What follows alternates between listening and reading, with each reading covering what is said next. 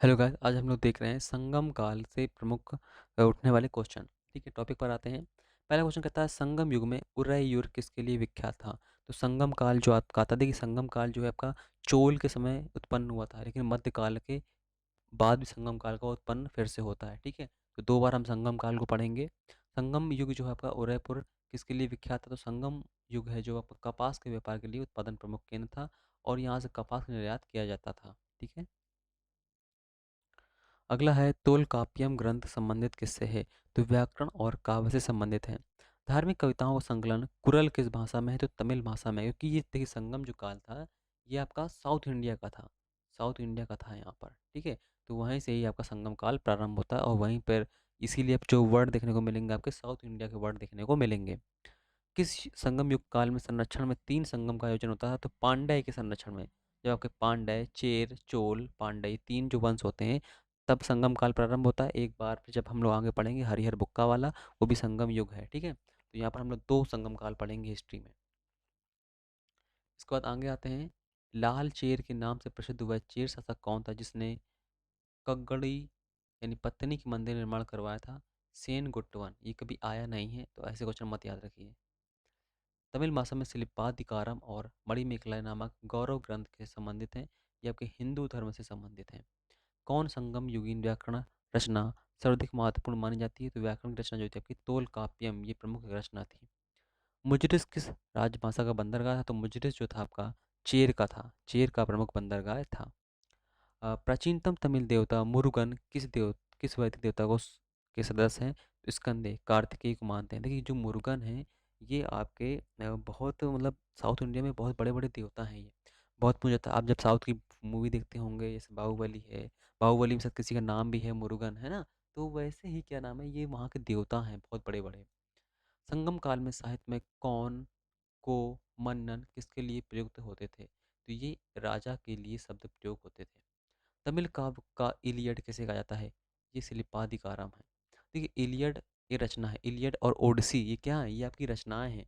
Iliad और ओडिसी बड़े बड़े महत्वपूर्ण ग्रंथ हैं। उसी के नाम पे रखा गया है कि तमिल काव्य का इलियड किसे कहा जाता है। तो सिलिपादिकारम को कहा जाता है।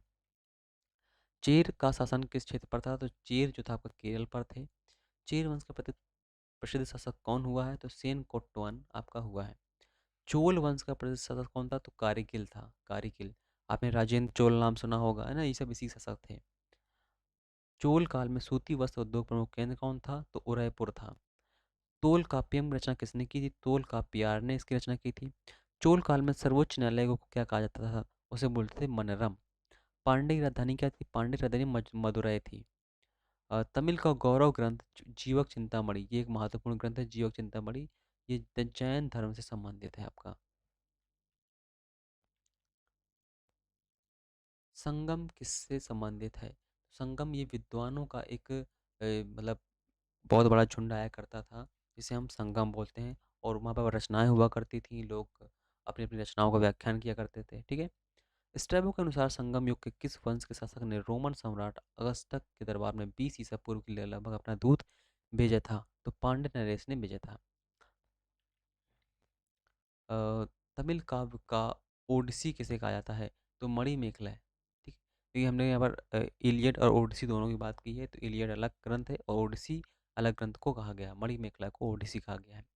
पुहार यानी कावेरी पत्तनम की स्थापना किसने की थी। तो कारिकिल ने की थी। कावेरी पत्तनम की, ये आपका बंदरगाह था। प्राचीनतम तमिल देवता मुरुगन किस देवता के सदस्य हैं, यानी कार्तिकेय, इन्हें हम स्कंद भी बोलते हैं। ठीक है, इसके बाद हम आते हैं संगम का आयोजन जो हुआ है आपका। तो देखिए 3 कुल संगम हुई हैं। प्रथम जो संगम हुई हुई वो आपकी मदुरै में हुई है।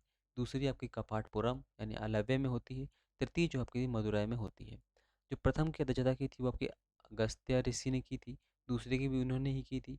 और तीसरी की नक्कीर ने की थी। ये पूरी जो 3 संगम आयोजन है, इनका तीनों इंपॉर्टेंट है। ठीक है, अगस्त्य ऋषि आपके जो आपके कार्डमम पहाड़ियाँ जो हैं, है ना, वहाँ पर ही ये रहा करते थे। तो ये आपका केरल संबंधित है।